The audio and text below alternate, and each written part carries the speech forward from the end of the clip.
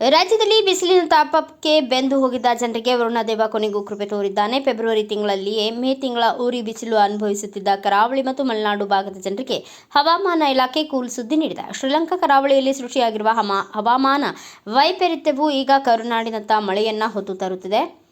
ಹವಾಮಾನ ಇಲಾಖೆ ಇತ್ತೀಚಿನ ಬುಲೆಟಿನ್ ಪ್ರಕಾರ ಫೆಬ್ರವರಿ 18, 2026ರಂದು ಶ್ರೀಲಂಕಾದ ಆಗ್ನೇಯ ಕರಾವಳಿ ಮತ್ತು ನೈಋತ್ಯ ಬಂಗಾಳ ಕೊಲ್ಲಿಯ ಮೇಲೆ ಒಂದು ಕಡಿಮೆ ಒತ್ತಡದ ಪ್ರದೇಶ ಸಕ್ರಿಯವಾಗಿದೆ. ಕರಾವಳಿ ಜಿಲ್ಲೆಗಳಲ್ಲಿ ಉರಿ ಬಿಸಿಲಿಗೆ ಬ್ರೇಕ್, ಮಳೆರಾಯನ ಆಗಮನ. ಮಲೆನಾಡು ಕಾಫಿ ಬೆಳೆಗಾರರಿಗೆ ಭಾಗ್ಯದ ಬೆಳೆಯಾಗಲಿದೆ ಕಾಫಿ. ಬೆಂಗಳೂರು ಹವಾಮಾನ. ಮಳೆಯ ಸಾಧ್ಯತೆ ಕಡಿಮೆ ಇದ್ದರೂ ಹವಾಮಾನದಲ್ಲಿ ಭಾರಿ ಬದಲಾವಣೆ ಕಾಣಬಹುದು.